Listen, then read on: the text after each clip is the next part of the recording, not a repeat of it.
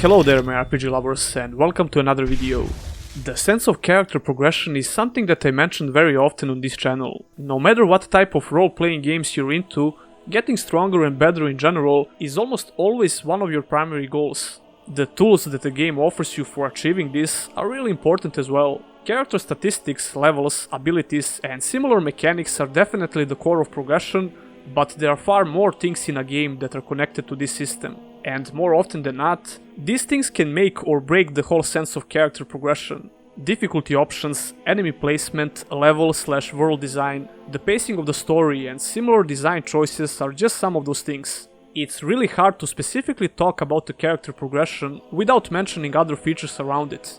After all, even though these features are maybe not directly connected, they are the part of the same package which aims to deliver a specific gaming experience. That's it! Slash, stab, thrust, see your target, maim it, kill it!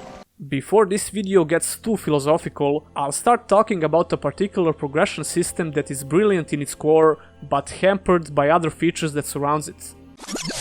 DL Compare is the site for comparing video game prices from different retailers. It's a great tool if you want to make sure you'll get the best deal possible. Just search for the game you want to buy and DL Compare will show you where you can get the lowest price. The link for this website is in the description.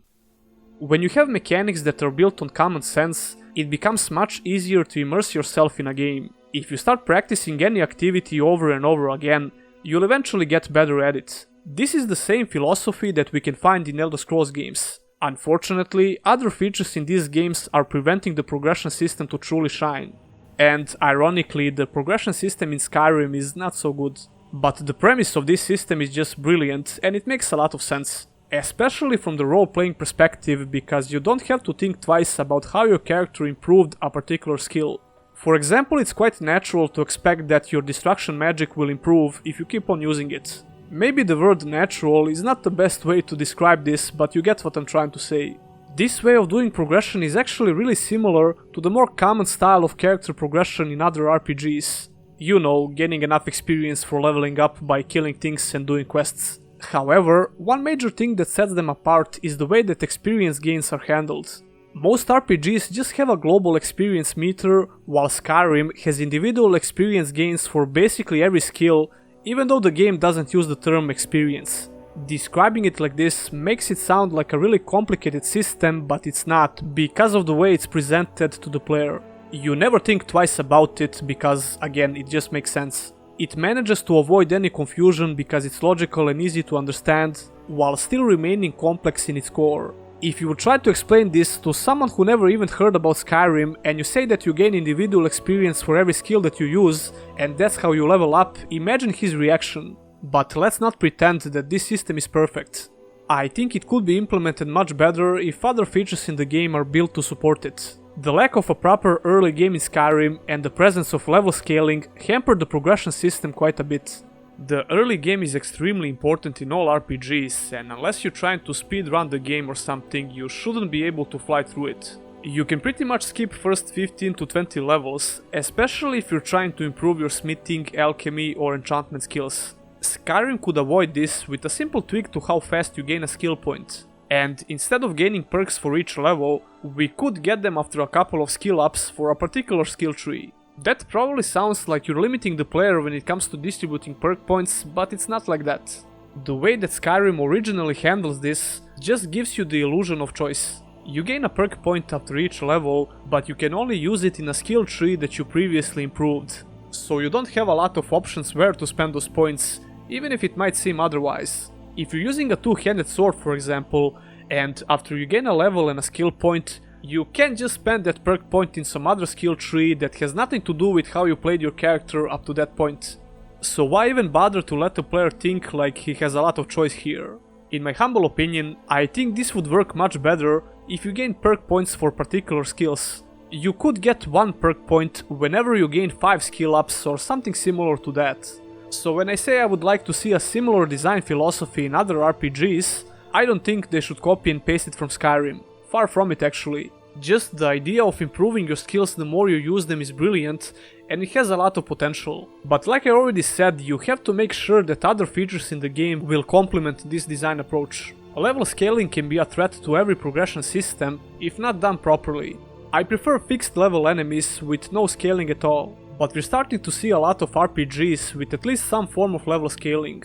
It only becomes a problem if the gameplay is too dependent on this system. We talked about scaling in particular in one of my videos, and you guys left some amazing comments about this topic. Most of you agree that scaling can be totally counterproductive to any form of character progression. If most enemies in the game are constantly trying to keep up with your level, leveling can feel obsolete. You're constantly forced to be on the lookout for gear upgrades, and unique gear in the game will never actually feel unique. Someone suggested that level scaling wouldn't be bad if it's implemented in a smarter way and where it makes sense. Characters that are supposed to be strong should always provide a challenging fight, and that's exactly the main reason why level scaling exists actually, to always provide a challenge to the player, which is good and bad at the same time. It's good that you need to be invested in every fight, but you're not going to feel like you progressed much even when you reach a higher level.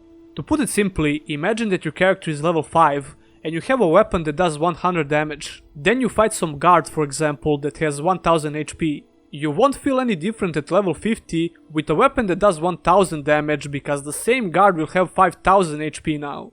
That might be an oversimplification of scaling, but it's not far away from the truth. The point I'm trying to make here, those stat numbers don't mean anything.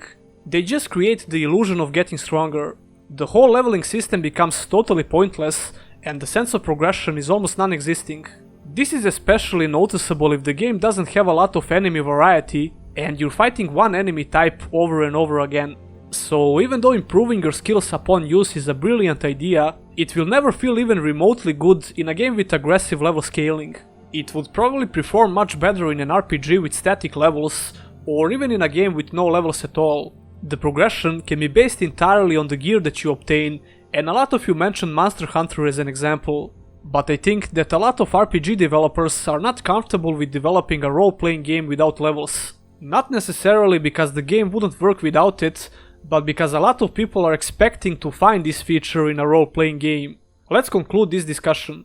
Improving your skills upon use is a great system because it makes sense, it helps with role-playing, with immersion, it's great for classless RPGs because you're actually directly involved with building your character, and it would work the best in an RPG with static/fixed levels. The biggest problem with this system is probably the implementation, because I'm guessing that coding individual experience gains for each skill is not simple at all. The classic global experience gains that we're used to see in RPGs seems to be much easier to implement than this system because you only have one experience bar to worry about. And that would be all for this discussion. What do you think about this progression system, and do you agree or disagree with me? Leave a comment down below. Don't forget to subscribe for more content and click on the bell icon so you don't miss any future uploads. Special thanks to my Patreons, and if you as well want to become one of them, all the links are in the description. Patreon is definitely the best place to directly support my work, and every contribution is highly appreciated. And I'll see you in the next one.